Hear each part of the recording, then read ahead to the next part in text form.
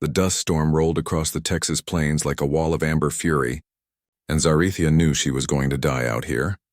Her 3 offspring huddled behind her collapsed atmospheric converter, their translucent skin already showing the purple blotches of dehydration.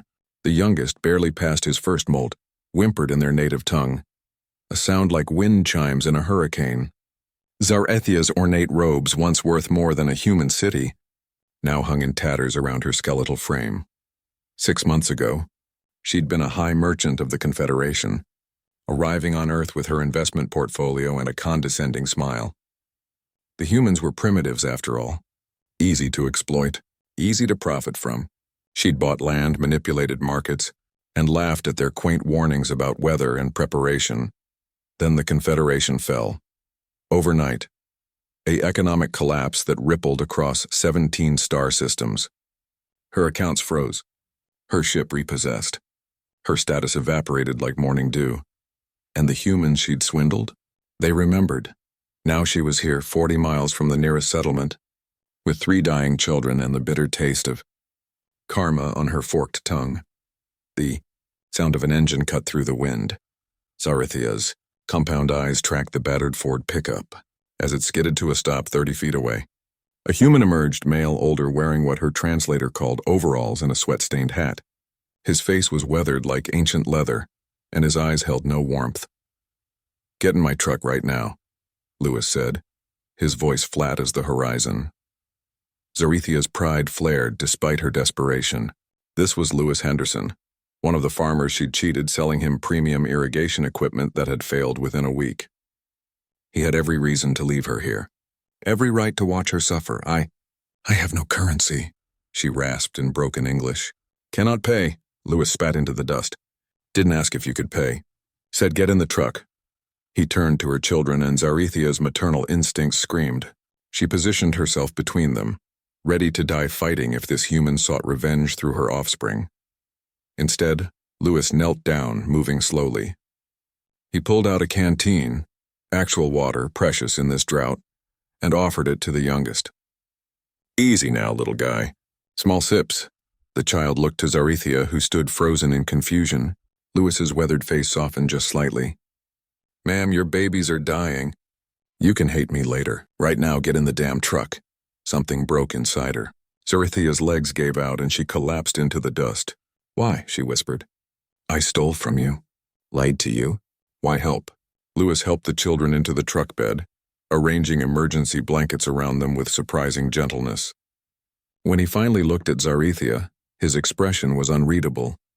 "My daughter Anna's the one who spotted your distress beacon," he said. "She's 15. Know what she said when I told her who you were?" He paused. "Dad, I don't care what she did. She's got kids."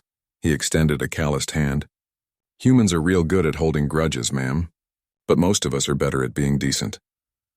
The drive to the ranch took an hour. Zarethia sat in silence, watching her children gradually revive with water and shade. Lewis's eyes never left the road, his jaw set in concentration as he navigated the storm.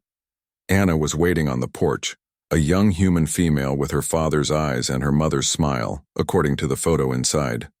She'd prepared the guest quarters, researched Confederation dietary requirements on their ancient internet, and even lowered the temperature to match their homeworld's climate. "Mom died 2 years back," Lewis explained gruffly as Anna fussed over the children. "Cancer. Anna's been the woman of the house since." Zarethia watched this child, this human child she'd considered primitive, efficiently treat her offspring's dehydration, adjust the lighting to protect their sensitive eyes, and sing them something called a lullaby in their own language. Phonetically learned from translation software. "I don't understand," Zarethia finally said. "Your species. You fight wars over resources. Kill each other over ideology. Yet you save your enemy?" Lewis settled into a worn chair, his bones creaking. "Well, ma'am, that's the thing about humans.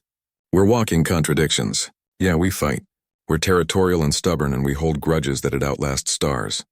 He gazed out at the storm. "But we're also the species that'll run into burning buildings for strangers. We'll donate organs to people we've never met, and sometimes we'll forgive the unforgivable because it's the right thing to do." Anna appeared with mugs of something hot. "Also," she added with a slight smile, We remember what it's like to be desperate. Every human's got ancestors who needed help once. Zarethia's translator struggled with the emotion in her voice. I cannot repay this. Don't want repayment, Lewis said. Want you to understand something about Earth. We might not have your technology or your fancy Confederation credits, but we've got something you folks seem to forget up there in your towers. What? We remember we're mortal, fragile. One bad season from disaster always. He met her eyes. Makes us value mercy, 'cause we know we might need it ourselves someday. 3 months later, Zarethia stood in the newly rebuilt barn, teaching Anna the mathematics of stellar navigation. Her children played in the irrigation ditches, their skin now healthy and iridescent. She'd found work as a translator, slowly rebuilding. But more than that, she'd found something the Confederation never taught her. That true wealth wasn't measured in credits or status. It was measured in the calloused hands of a rancher who chose mercy over revenge. And in the smile of a 15-year-old girl who saw a mother in need, not an alien to fear. Thank you, Zarethia said quietly as Lewis passed by with hay bales. He tipped his hat, a ghost of a smile crossing his weathered face. Welcome to Earth, ma'am. We're glad you're here.